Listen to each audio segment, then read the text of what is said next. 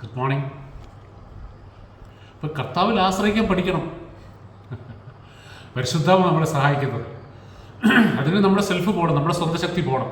ഞാൻ കഴിഞ്ഞ ദിവസം പറയായിരുന്നു, നമ്മുടെ അടുത്ത് പൈസ ഉണ്ടെങ്കിൽ നമ്മൾ ആ കാര്യത്തിൽ കർത്താവിനെ ആശ്രയിക്കരുത്. കാരണം ബാങ്കിൽ ചെക്ക് എഴുതി കൊടുത്താൽ മതി, അല്ല ഓൺലൈൻ ട്രാൻസ്ഫർ. അങ്ങനെയല്ല, എല്ലാ കാര്യത്തിലും കർത്താവിൽ ആശ്രയിക്കുക.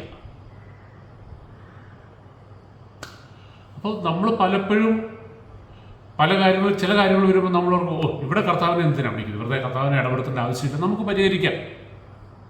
അങ്ങനെ പരിഹരിച്ചായി പരിവായത്. അല്ലെ നമ്മൾ ലിമിറ്റ് ചെയ്യും, കർത്താവ് ഇവിടെ ഒന്നും ചെയ്യാൻ പറ്റത്തില്ല. കർത്താവ് ആത്മീയകാര്യങ്ങൾ നമ്മളെ സഹായിക്കും. പക്ഷെ ഇതൊരു ഭൗതികമായിട്ടുള്ള വിഷയമാണല്ലോ. ഇത് ഞാൻ സംസാരിച്ച് തീർത്തെങ്കിലേ പറ്റത്തുള്ളൂ. അല്ലെ ഞാൻ ആരെയെങ്കിലും മധ്യസ്ഥരെ ഇടപെടുത്തി, അല്ലെ കോടതി ഇടപെടുത്തണം.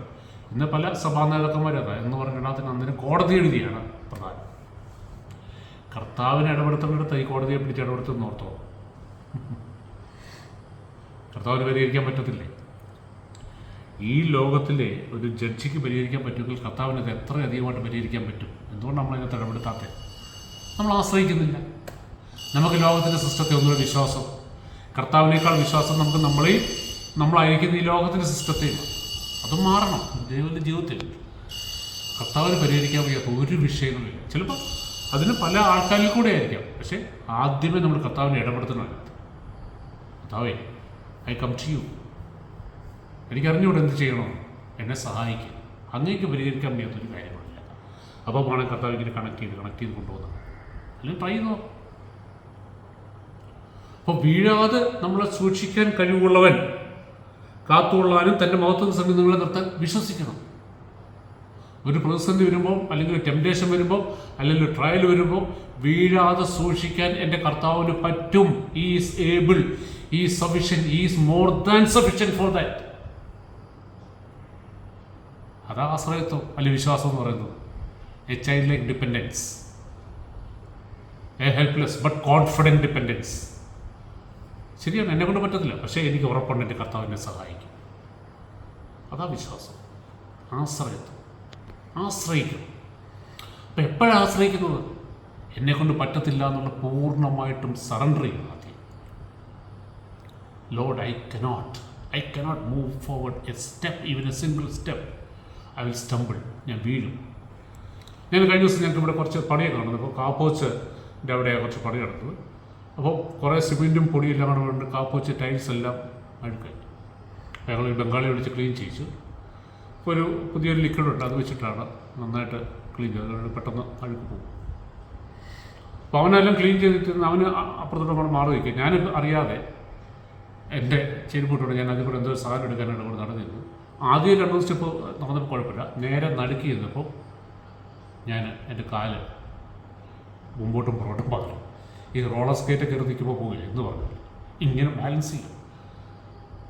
എന്നെ ആദ്യം ഒന്ന് പേടിച്ചു. പെട്ടെന്ന് നമ്മൾ കർത്താവേ കാത്തോടെ ദൂതന്മാർ കാവലുണ്ടെന്ന് എനിക്കറിയാം, ഉറപ്പാണ്.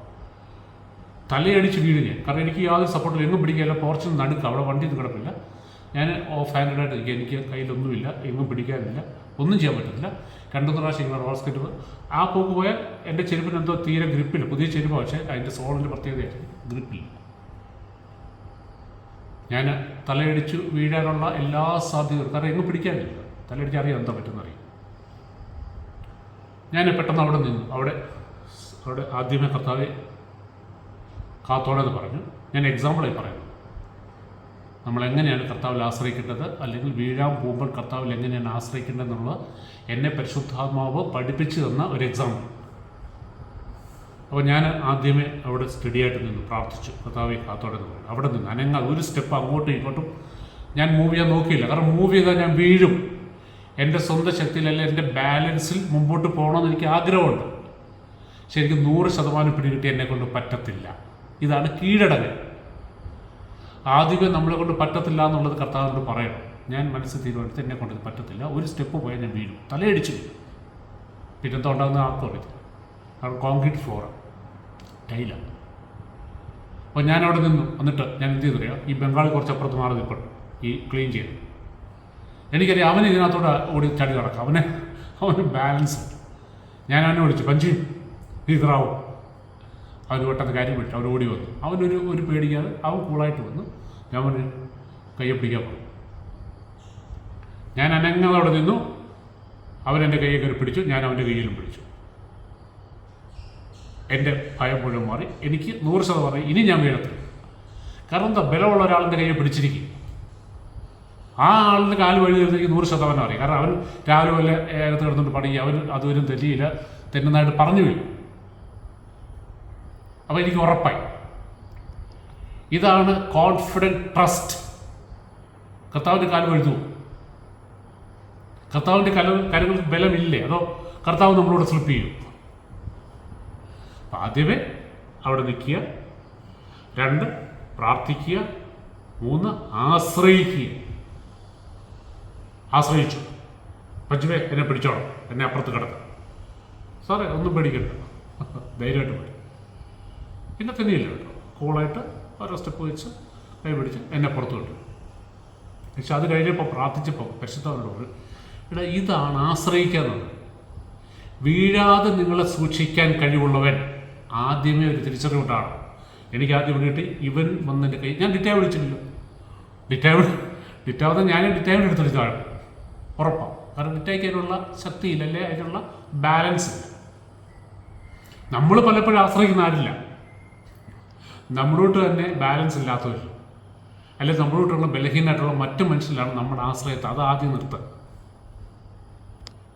സഹായിക്കാൻ കഴിവുള്ളവരിൽ ആശ്രയിക്കുക. അപ്പോൾ നമ്മളൊരു സഹായിക്കാൻ കഴിവുള്ള എൻ്റെ ബന്ധുവുണ്ടല്ലോ, പിന്നെ ഏത് പ്രസംഗത്തിനും സഹായിക്കാൻ പറ്റുമോ?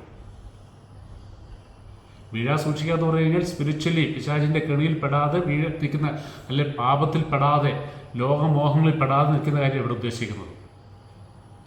വീഴാതെ സൂക്ഷിക്കാനും തൻ്റെ മഹത്വത്തിൻ്റെ സന്നിധി നിങ്ങളെ കളങ്കരഹിതരായി സന്തോഷത്തോടെ നിർത്താനും. അപ്പോൾ ഞാൻ ഇവൻ്റെ കയ്യെ പിടിച്ചതുകൊണ്ട് ഒരു പോറൽ പോലും ഏൽക്കാതെ, ഒരു സ്ലിപ്പ് ചെയ്യാതെ, ഒരു ഭയം കൂടാതെ എനിക്ക് പുറത്തില്ല പറ്റി. എന്നെ കർത്താവ് വലിയൊരു പാഠം പഠിപ്പിച്ചു. എടാ നോക്ക്, നീ നിൻ്റെ സ്വന്തം ശക്തിയിൽ എന്തെങ്കിലും ട്രൈ ചെയ്തോ? എനിക്ക് ട്രൈ ചെയ്തിട്ട് കാര്യമില്ല എന്നുള്ളത് എനിക്ക് മനസ്സിലായി. പണി പാളും എന്ന് എനിക്ക് പിടികിട്ടില്ലേ? ഒരു ഗതിയും പരാതിയില്ലാത്തപ്പോൾ നീ എന്നിൽ ആശ്രയിച്ചു, അല്ലെങ്കിൽ ആ മനുഷ്യനിൽ ആശ്രയിച്ചു. ഈ ആശ്രയത്തെ എപ്പോഴും വേണം, വീഴാൻ നേരം മാത്രമല്ല, എപ്പോഴും. കർത്താവേ അങ്ങയുടെ കൃപയില്ലെങ്കിൽ ശരിയാ. അതാ വചനം പറയുന്നത്, നിൽക്കുന്നു കരുതുന്നവൻ വീഴാതെ സൂക്ഷിക്കട്ടെ. നമ്മളപ്പോൾ ഇപ്പം കുഴപ്പമില്ല, ഞാനിപ്പോൾ ഇത്ര നാളൊക്കെ ആയല്ലോ, ഇനി ഞാൻ വീഴത്തില്ല. എപ്പോൾ വീണമെന്ന് ചോദിച്ചാൽ മതി. ഞാനല്ലോ ഒരു ആത്മീയന് ആദ്യ 1 വയസ്സിലല്ല 2 വയസ്സിലല്ല 100 വർഷം കഴിഞ്ഞാലും പരിശുദ്ധാത്മാവിൽ ഇതേ ആശ്രയത്വമുണ്ടാണ്, ഇതേ ആശ്രയത്വം. അല്ലെങ്കിൽ നമുക്ക് കാണുന്നു ഒത്തിരി പേര് വീണ് പോകുന്നു, വർഷങ്ങൾ പാരമ്പര്യം പറയാനുള്ളത്. അപ്പോൾ ഒന്ന് ഉറച്ച് വിശ്വസിക്കുക, വീഴാൻ സൂക്ഷിക്കാൻ പറ്റും, ഉറയ്ക്കുക. കർത്താവ് കൈവിടത്തില്ല. നമ്മൾ വേണ്ടതെന്ന് ചോദിക്കാത്തതുകൊണ്ടാണ് ലഭിക്കാത്തത്, അന്വേഷിക്കാത്തതുകൊണ്ടാണ് കണ്ടെത്താത്തത്. പരിശുദ്ധാത്മാവിൻ്റെ നിറവിന് വേണ്ടിയിട്ട് അഭിഷേകത്തിന് വേണ്ടി പ്രാർത്ഥിക്കുക, ആഗ്രഹിക്കുക. വീഴാതെ നമ്മൾ സൂക്ഷിക്കും. പിതാവിൻ്റെ സന്നിധി നമ്മുടെ സന്തോഷത്തോടെ കുറ്റമറ്റവരായിട്ട് നിർത്താൻ പറ്റും പരിശുദ്ധാത്മാവിൻ്റെ അഭിഷേകമുണ്ട്. മനസ്സിലായി വിശ്വസിക്കും. കർത്താവ് അനുഗ്രഹിക്കട്ടെ.